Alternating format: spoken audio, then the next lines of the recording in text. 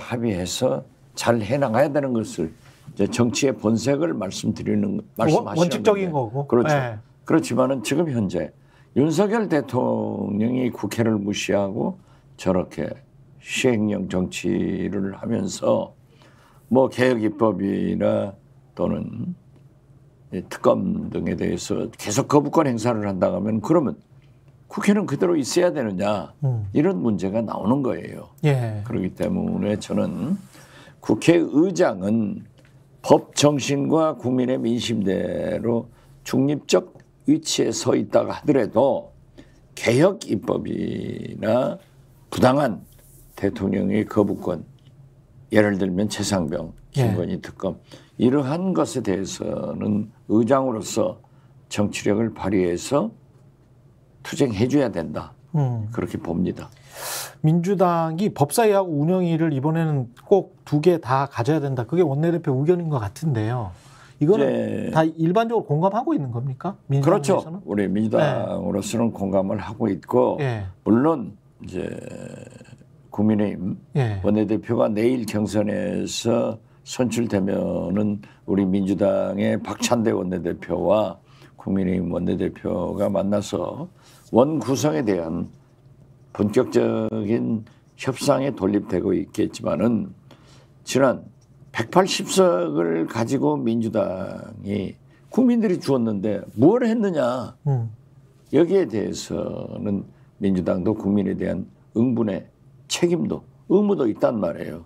그렇기 때문에 개혁 입법이나 여러 가지 법을 또 윤석열 저 독주 정권을 견제하는 데는 법사위원장과 운영위원장을 민주당이 가져야 된다. 근데 이 현실적으로 여당이 합의를 안 해주면 원 구성도 안 되는 거 아니에요? 법사위나 운영위 중에서 한 곳은 우리 차지다. 그리고 지난번처럼 법사위는 2년씩 갈라갔자. 뭐 이런 식으로 이야기를 하면 안 되는 거 아닙니까?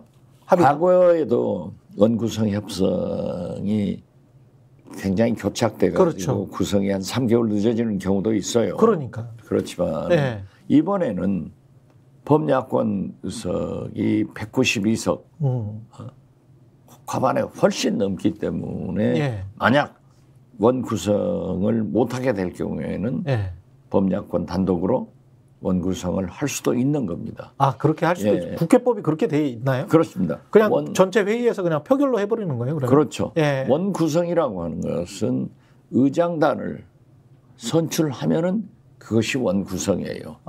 그 다음에 상임위원장들, 상임위원 이런 문제는 같이 따라오는 거기 때문에 과거에도 180석 가진 민주당이 맨 처음 협상이 안 되니까 전 16개, 17개 상임위원장을 독식해가지고 국회를 운영하다가 나중에 협상이 됐지 않습니까? 그러네요. 생각해보니까.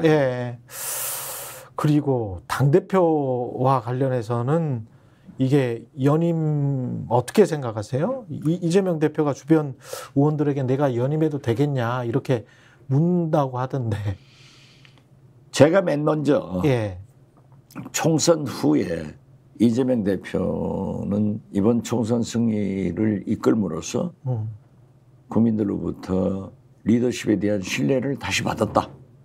그리고 무엇보다도 중요한 것은 차기 대권 후보로 압도적 지지를 받고 있고 제가 숫자는 또 방송 관계이기 때문에 말씀 안 하지만은 어제도 보면은 압도적으로 1등을 하고 있어요. 그렇기 때문에 민주당은 정권 교체가 가장 큰 목표 아니에요? 그래서 총선 승리로 이끈 리더십을 국민들로부터 신임받았고 지금 지난 2년간 윤석열 정권에서 가장 높은 차기 대통령 후보로 지지를 받는다고 하면은 이재명 대표가 연임해서 당을 이끌어주는 것이 좋다. 그 의견을 제가 제일 먼저 얘기를 했는데 당에서 상당히 공감대가 형성돼 가지고 그렇게 가는 것 같아요. 그런데 최근에 보면은 이재명 대표가 의원들한테 의사를 묻고 있다. 이것은 나쁜 게 아니에요. 당연하다. 소통이에요. 당연하다. 소통이에요. 소통이다. 그렇죠. 네. 그 박찬대 원내대표가 이화영 사건 그리고 조국 수사까지도 특검을 추진하자라고 이야기를 하고 있는데 특검이 김건희 특검, 최상병 특검 이거는 국민들이 상당히 광범위한 지지가 있긴 합니다만은 이게 유죄 판결이 난 사건들까지 특검 전선을 더 넓히면 기존의 최상병 특검이랄지 김건희 특검 추진하는데 동력을 잃어버릴 수도 있지 않습니까? 어떻게 보세요? 뭐 야권이 견고히 뭉치면은 다 할 수 있겠죠. 예. 그렇지만은 지금 지적한 대로 예. 사법부의 1심 혹은 2심까지 선고가 난 사항을 예. 다시 특검을 할 수 있느냐. 그렇죠. 이러한 것은 좀 더 그렇죠. 분위기를 살펴봐야 된다. 예. 저는 그렇게 생각합니다. 그리고 그 김주현 전 법무부 차관 이분이 이제 검찰을 장악하려 온 거 아닌가, 민정수석을 새로 임명하는 그 자리를 새로 신설하는 이유가 뭔가, 본인이 그렇게 민정수석실 폐지 그다음에 대통령실 슬림화를 외쳤는데 이 비대해지고 있잖아요. 근데 일단은 어떻게 보십니까? 원장님은 김주현 수석이 들어와서 검찰을 장악할 수 있습니까? 김주현 수석은 우선 예. 현 이원석 검찰총장보다도 9기인가 8기가 그렇죠. 선배라고 그래요. 예. 검찰은 굉장히 선후배가 엄격한데 그리고 김주현 그 민정수석은 과거에 검찰 인사를 장악하는 법무부 검찰국장 그리고 법무부 차관 또 대검차장을 했기 때문에 상당한 관록과 경력 이런 걸 가지고 있어요. 예. 그리고 박영선 전 중기부 장관이 국회의원 때 소위 박근혜 때 우병우 사단 있잖아요. 예. 그 중추 세력이 김주현 민정수석이다.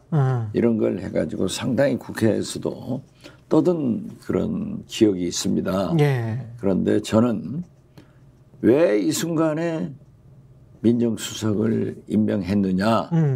저는 첫째, 김건희 방탄용이다. 특검. 방탄용이다. 예. 예. 이 문제에 대해서 하려고 하는 거다. 예. 이걸 가지고 대통령께서는 그런 문제는 내가 직접 한다. 이걸 그렇게 대통령이 답변했죠. 예. 그렇게 답변하시던데 예. 대통령이 직접 할 수 있는 일이 아니에요.